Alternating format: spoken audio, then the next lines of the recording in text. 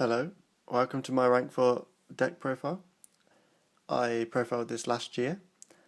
And yeah, it's one of my favourite decks because it's not archetypal, it's a bunch of random cards that all work well together. With November's ban list, obviously a lot of crazy things have happened to the game.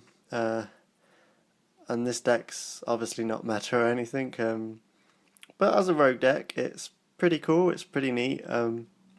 Has a better success rate than most of my decks. I don't build meta decks, but I have Gustos, I have Gishkis, I have Chain Beat, and I'd say this deck is easily on par with them and probably better, probably a lot better than some of those decks. So yeah, it's just very consistent. You make one card exceeds very easily, and I've made some pretty big changes from the last time I profiled this, and since it's such a unique deck, I thought I would profile it again for the new ban list. So without any further ado, let's get into it. So first and foremost, the things that hurt this deck the most in the new ban list is Exciton being banned, of course.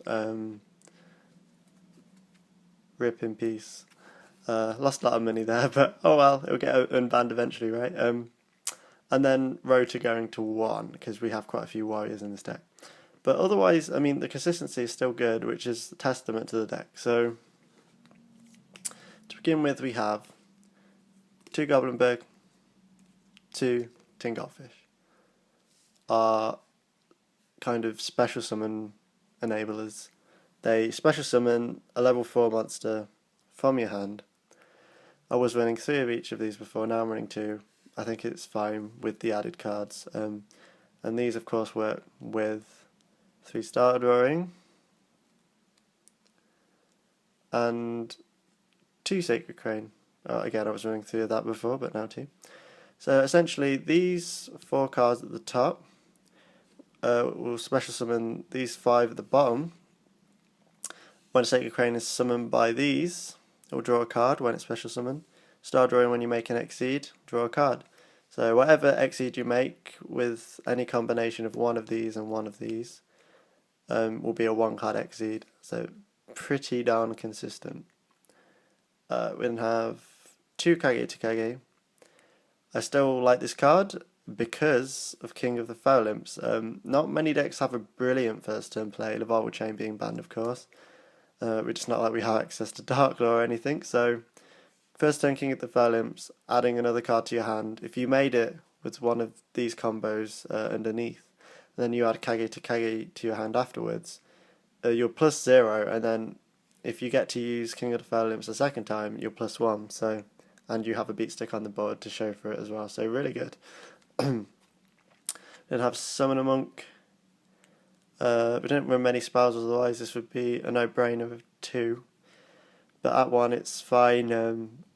Make sure that if your spells aren't live, you have something great to bring out regardless. Bringing a Sacred Crane out with Summon a Monk is an instant draw a card. Star Drawing will have a similar effect. And also it's great with Myrmeleo when running a Traptrix engine. So yeah. And this is where the build starts to get different to before. So we have the 3 Assault Halberd. This card is insane in this deck. Obviously it's pretty splashable in a lot of decks, but it really ties this one together. Because it has the Cyber Dragon special summoning itself effect. Defense piercing, and then when it does battle damage, you can search itself and add it to your hand. So it helps you spam the board with special summons, it helps you replenish your hand. Those things are brilliant, of course, and it encourages you not to overextend, because you might make your Exceed main phase 2 because you want to attack with this to get its effect. So it's actually brilliant in, making sure that coaxes out your opponent's resources rather than making an Exceed main phase 1 and getting it destroyed. It's better to lose one this by itself than an Exceed in most situations.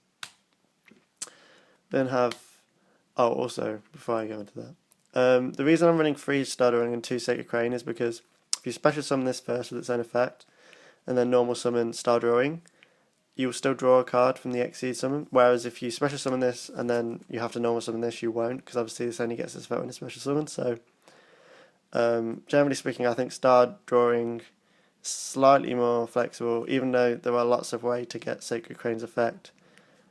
Star drawing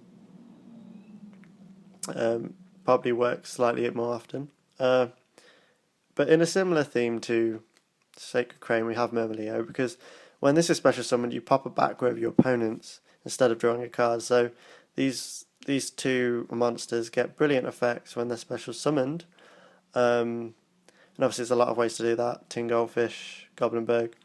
But I feel like Myrmeleo, in some ways, is perhaps better than Crane. I mean, I still think Crane has a place in the state. It's a good card. But Myrmeleo has the advantage of getting a trap pole to your hand when you normal summon it. So if you do have to normal summon it, you get something really valuable. So whether you normal or special this, unless your opponent doesn't have back row, of course, but otherwise it's always pretty useful. And there's so many ways to get its normal summon off. There's so many ways to get its special summon off that I see no reason not to run it at 3 now.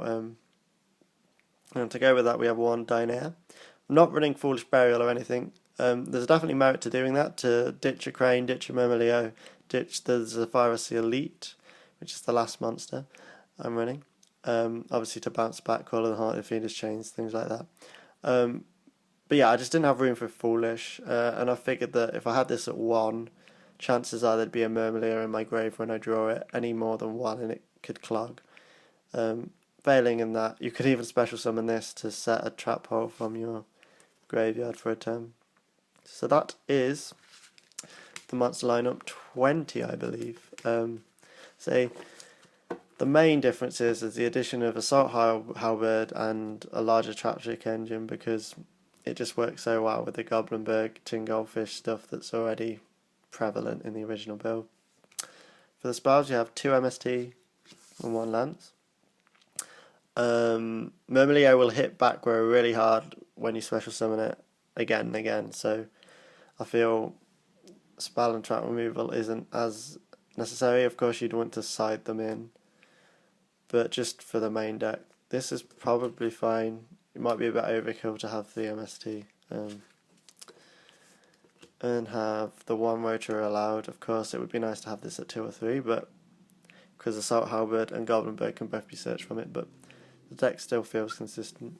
Then have 1 Soul Charge, because there's so many effects triggered when special summon that it's even more insane in this deck than it is in a lot of others. And have Book of Moon, flexibility, of course. Pot of Dichotomy. There are loads of different types in this deck: Winged Beasts, Insect, Machine, Spellcaster, Plant, Reptile. There's so many. So just recycling cards, adding them back to your deck can be really useful. Of course, like it's just really useful because I'm not running Daigusto Emerald because I don't have it, so it's kind of like another way of recycling cards whilst drawing 2. And losing your battle phase isn't all that bad, to be fair. So yeah, it's just a very useful card. I like it at 1. You don't want it to clog, so I think 1's fine, but given the amount of types we run, it's useful more often than not. And then for the traps, we have 3 Call of the Haunted. We've got the 3 Myrmeleo, 2 Crane. I just love being special summon with Call of the Haunted. Star drawing 2 will get you a draw when it's exceeded with. Any of these you can special summon to good effect, and more often than that, Call of the Haunted will then result in a 1-card exceed as well. So you can see there's so many ways to make a 1-card exceed in this deck that it's almost as if every card in your hand that isn't a trap or a spell is essentially an exceed. Until your opponent interrupts with your plays, of course. And have 1 Pinpoint Guard. Obviously it's a battle trap version of Call of the Hunt, so it's a bit more limited, but what you summon cannot be destroyed that turn, so it can really set up a play if you need that. It can really help enable you to make 2 XEs in one turn as well, so pretty good. And have 2 Fiendish, Zephyrus, bounce, and a bit of effect negation. Compulse, I still think it's a very flexible card. Of course, this isn't like a super meta deck, and I know a lot of things cannot be targeted now, but I feel like since I'm running a Traptrix engine, most trap holes don't target, so I have a good mixture of targeting versus non-targeting, I think. And of course I have the Mirror Force, which doesn't target, mass removal. Vanities, great to surprise your opponent, stop their plays. Solemn, always good. And then a bottomless trap hole, a time space trap hole, and a Traptrix trap hole. 3 Myrmeleo, 3 trap hole. You might want to run more trap holes, but honestly, I'd much rather draw into my other cards than... I mean, they're good cards, but I'd rather draw into my monster engines rather than all of these trap holes. So not running too excessive of an amount ensures that the deck still has speed and isn't just dependent on my opponent summoning things that these can kill. And of course, you're likely to summon, get a Myrmeleo before you get all of these out of your deck, so you're likely to grab at least one with a Myrmeleo, but failing in that, you can endeavour to special summon all of your Myrmeleos, so you will still get some useful effect from it.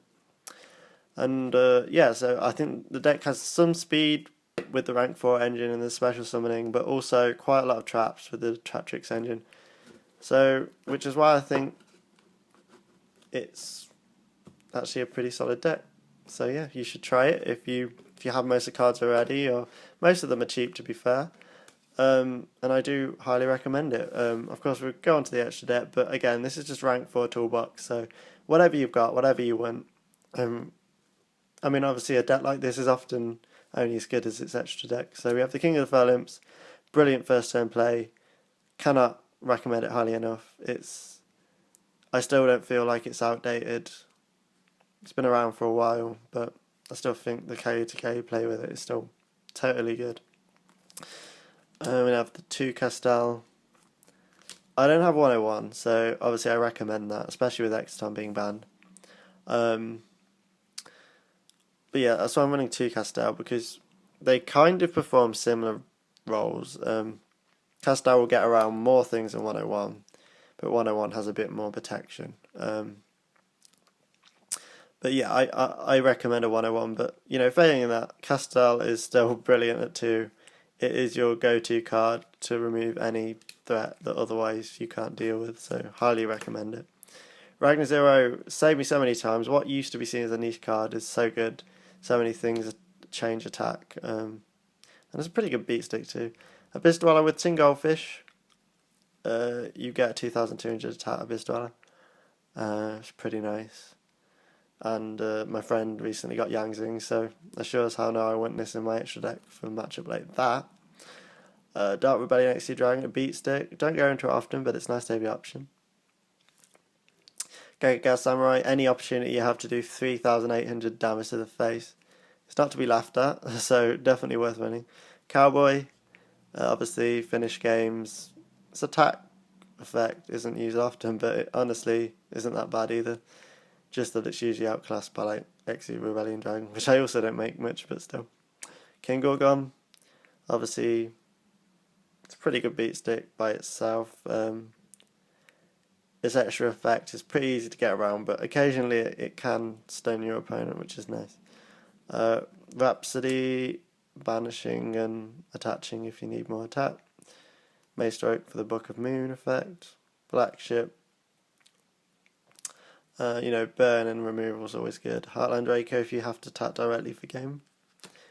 Direwolf, I honestly feel like this is completely outclassed by Castel.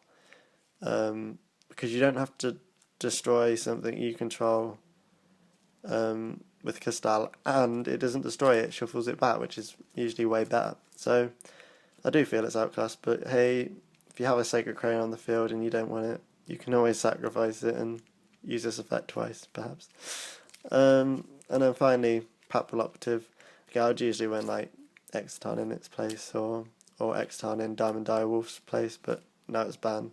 Sad face. So, yeah, but you know, if they have face down defense, Purple Operative isn't that bad. I mean, there are situations where I would consider making it, even though 9 times out of 10, or 99 times out of 100, I wouldn't. But still, it's an option.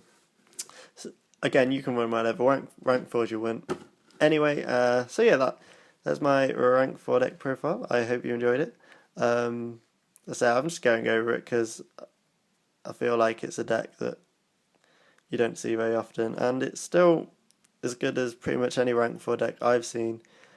Clown Blade, to me, doesn't seem that much better than this. I mean, I get that Pendulums are OP, but until Breakers of Shadow, or whatever that next set's called, comes out, I think this deck works just fine anyway.